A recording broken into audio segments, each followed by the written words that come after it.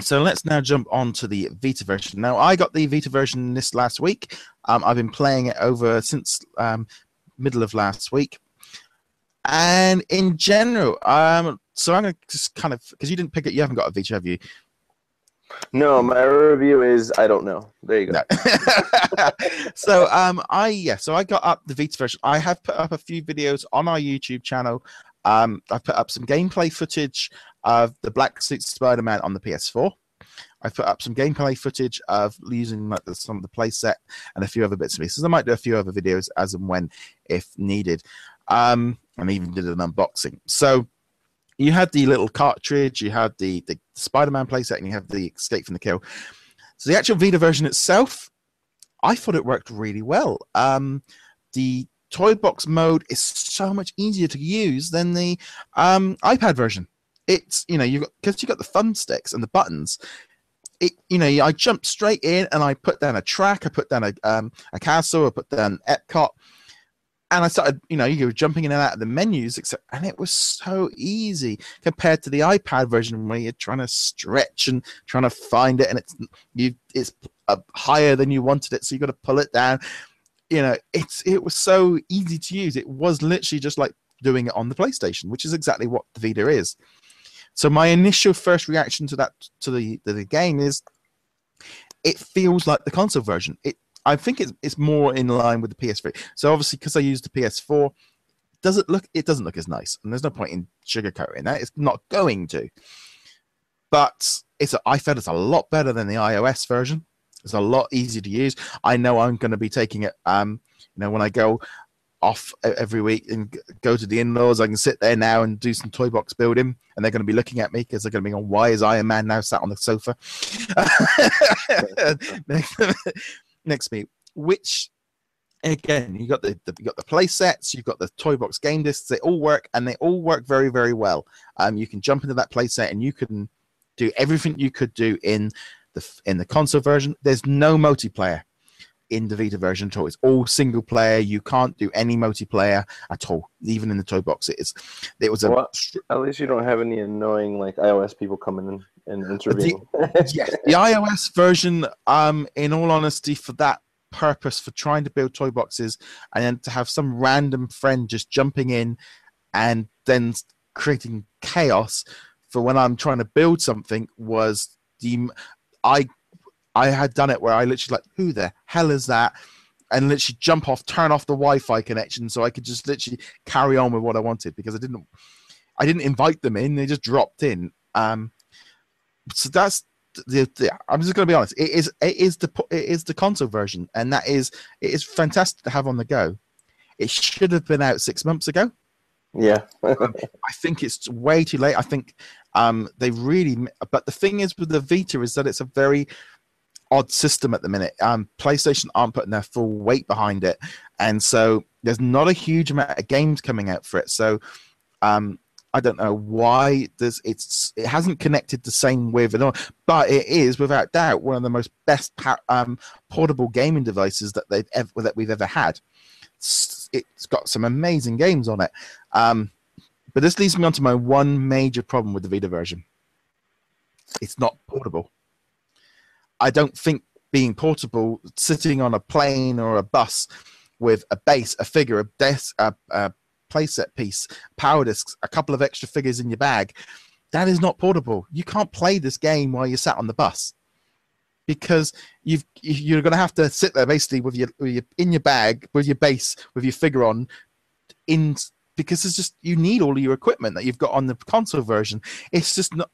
I'm just trying to think of, well, you're going to sit there on a bus, and like I said, I'm going to go to my family, and I'm going to have to now sit there, and I'm on the table, and they're going to have the base and the figures and the power and the playset. I've got to take them all with me.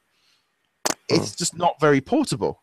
It kind of defeats the point of the portable side of being on a handheld.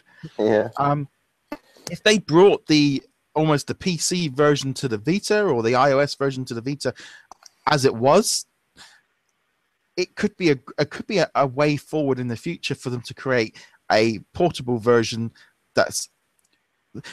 it's really odd. I'm looking at it going, this is a perfect it's a really cool portable or a really small version of the game on my PS Vita, and it works perfectly for the play sets and all the bits and pieces. I can build the toy boxes, I can upload them to my cloud, download them, perfect. But on the go, it doesn't look like it's going to work because I'm always, already in my PS Vita packs. If I go to work today and take it with me, I've got all this extra stuff. It's just not portable. It defeats the point of being on a portable device. So I'm not taking away from the game. It just feels like it shouldn't have been there. Yeah, I mean, it's cool to have Disney Infinity 2.0 on a portable device, but unfortunately, it's definitely not as portable as you want it to be. No. Actually, there was a question I had before I forget. Would you say you prefer this PS Vita version over playing your PS Vita directly, sharing it from the PS4? Right. Would you? Okay. So between the two, what would you say is better for you? The remote play function for my PS4 looks nicer. So that's so it looks nicer because you're streaming it from your PS4. But because it's on Wi-Fi, I don't know necessarily if the reaction time is as good as it is on the Vita. It's a lot better because obviously you're playing it directly on the device. The problem with the remote play version is that I have to be within my own home network. In order to my broadband connection at home isn't fast enough to be able to do remote play from work or, for example, my mother-in-law's. I tried it; it doesn't work. So therefore, I've got an instant problem of the remote play doesn't work when I'm away from my house. And again, if I was sat on a train or a plane, it would be no use at all.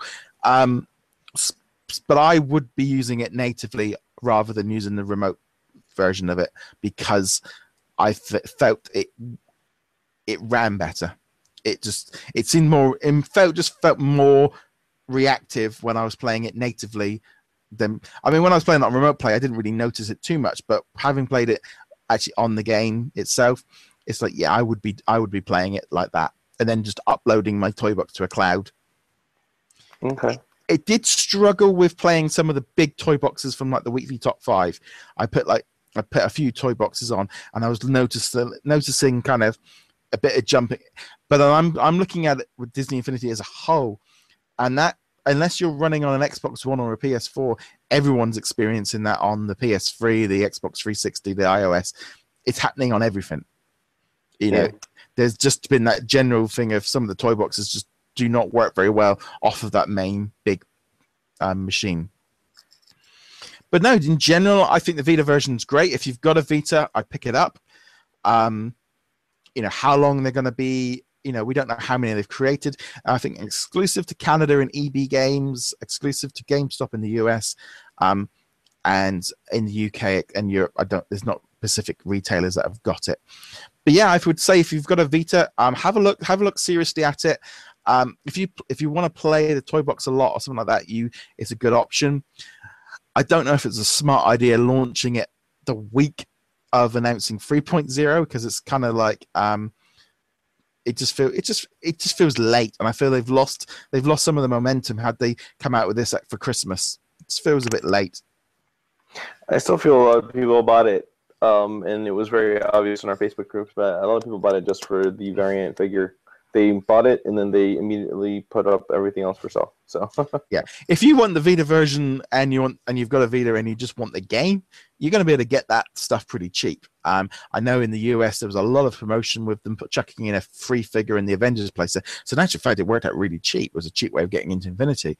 But yeah, if you have brought the starter pack just to get hold of the Black Suit Spider-Man, there's probably going to be a flood of the market with people trying to sell that game without that figure. So expect to take a hit on it because a lot of people buying it off of that figure, and we've had people going, well, I just want to buy the figure, so can I get it cheaper? It's like, well, no, that's not really how this one's going to work. This is the exact opposite way. There's a lot of people buying it just to get that figure. Now, we don't know if I still have a sneaky suspicion that it's going to be part of the 3.0 lineup at some point next year. Like we did with Crystal Mickey. There's going to be maybe a 6 month to a year exclusive thing on the Vita just to kind of get them through it. I don't think so. I No. just don't. No, I mean, because it makes sense for the Crystal Mickey because he was planned. He was supposed to be an exclusive, and he obviously has a pedestal in the Hall of Heroes. This is just a paint variant. He doesn't have a pedestal in the Hall of Nope. Superheroes, Which is disappointing. And I feel like it's just literally last minute dealings with PlayStation, and the negotiations saying, well, I don't know, we'll give you a variant figure, and then boom, they just make it. So I don't know. I don't. I'm think so. slightly disappointed they didn't put a pedestal and even have an option within your collection to say you've got it, or on it. It doesn't even. It's like the crystal figures on the first game in like on the website. They don't even get registered. They don't even get seen as a figure. It just seems like it. Like you said, it was a bit of a last minute ditch to kind of get it. And I just wish that I honestly wish that this had come out 6 months ago, because I think it would have been a completely different beast 6 months ago. Yeah, I agree. I think it lost. I think a lot of people were interested in that black suit. Even if they got it out in February, it might have been better. But trying to sell 2.0 to people now, when everyone's excited about 3.0 and 2.0 is being cut priced everywhere, it just feels like a hard sell. But there again, there was no announcement of 3.0 on the Vita either, which I highly doubt will happen. Kind of made sense, but I think there's a lot of people kind of kind of thinking about the Vita version, about the Vita as a general, and thinking that it's not working. It's something's not quite connected because people have got smartphones and tablets. PS Vita is struggling as a console as it's on its own. I mean, look at also Nintendo saying that they're going to go into mobile games too, and they have one of the hottest selling portable devices. You know what I mean? So it makes sense. Well, I've been watching, like, you know, for example, the kind of funny games guys were talking about the Vita, and they love them. They absolutely love the Vita, because they're on the go and they're playing it, and they think it's a fantastic console. But Sony aren't putting any weight behind it, and they're not putting any major game. If you look on the pre-orders now, if there's only literally Lego Jurassic Park and Lego Avengers, was pretty much, there's nothing else kind of sort of standing out on it. There's just not a lot of support. Indie games, it's fantastic for. So many of the indie games are on it, or so much of the place. Like this month on PlayStation Plus, I think I got like 5 games for my Vita. Because everything's like these cross-platform things, and I'm actually really enjoying actually playing some of these games. You've got on the Vita, and I think having Infinity on it is a great option. But it kind of makes me wish I'd picked up a Vita when I got my PS4, in all honesty, because it is a great console, and and I think the Vita version, I can't stand here and say there's a few problems with it as a whole in terms of what it's trying to be, but the actual game itself, there is, it's the full version. You know what you said about it, PS Vita like 3.0 version not being announced? I honestly have a feeling it has something with something else. It has nothing to do with the whole Vita decline. Yeah, I think it has something to do with possibly Xbox getting the exclusive this time around. And this is just a hunch. No confirmation for anybody who's listening. I'm just thinking. I'm playing back last year how Disney approached Xbox for this exclusive, and they said no, and Sony's like, well, whoa, we'll take it. And I feel like the Vita was kind of thrown into that. And JV recently announced on his Twitter that he was going to Xbox and visited a couple people. So it's like, obviously it's easy for us to speculate, but I don't know. I don't feel Sony might get it this time around. You mean I'm actually looking at it. I figured, I did actually buy the Toy Box starter pack on the Xbox One, even though I haven't got one, because it was the cheapest out of all of them or something. Or it might have even been on the 360, just because it was cheaper than the PlayStation version, and I only wanted Merida and the pack. So if it is, I'll be buying an Xbox Collector's Edition and then probably selling the starter pack. And I'll just be buying this. It will just be one of those things. I'll just buy the software disc and then buy the Xbox version just to get whatever it is. So it isn't going to make a lot of difference to me. Well, I'm almost thinking of possibly, seeing how there's so many collector's editions out right now for 2.0, maybe waiting on a collector's edition around this time next year for 3.0 and then buying it then. Yeah, I mean, I haven't put my 3.0 pre-order in yet. I'm still holding out a little bit more just in case. I don't see I'm looking at it from my point now with the 3.0, thinking it's going to be easily available. The software disc is going to be easily available. I can pre-order it near the time if the collector's edition, but I'm going to want to pre-order that. And I know last year there was a bit of a delay with the pre-order for the collector's edition. So hopefully with E3 coming up in a few weeks, we're going to find out a lot more information. And also when this Game Informer kind of exclusive month thing runs up, we might find out a bit. Who knows? That's true. Yes. All right. I think that pretty much wraps up this week's loads and loads of information. As I said before, if you're on YouTube, hit that subscribe button. Give us a thumbs up if you can. That'd be great. If you're on iTunes or Stitch or something like that, it'd be great if anyone could give us a review. That'd be good, and you can subscribe there.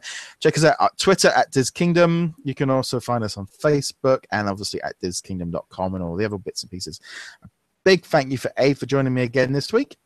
Yeah, no problem. No problem at all. And yeah, we'll be back with another episode next week. And we might even have a little bonus that we might have this week for you guys. So that's right. Yeah, we'll talk about that later. You know what? Just to throw, just to get our YouTube community involved and for the iTunes people, if you want to jump onto the iTunes just to say something, but just to get some discussion going on with the YouTube people. I'll ask you, Roger. I'll give you my idea, and then we'll ask the community to go ahead and comment what they think. But speaking of collector's editions, what do you think it might be?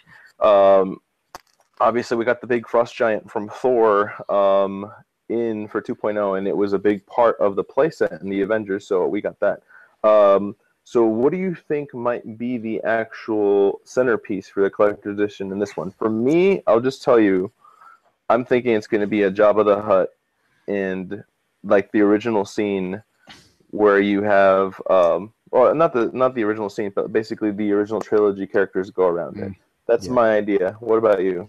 I have got two. Jabba the Hutt was option A. Option B was a Death Star.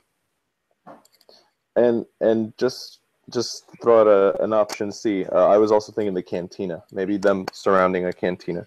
I don't know. But anyways, we'll leave it. Yeah. Everybody, please comment what you think. What could be this collector's edition? Open up some discussion, some speculation. All for those listening on the podcast. I don't know how to get you guys to talk there. You can tweet us at DisKingdom. That's the easiest. There you go. Tweet us at DisKingdom.com or carrier pigeon.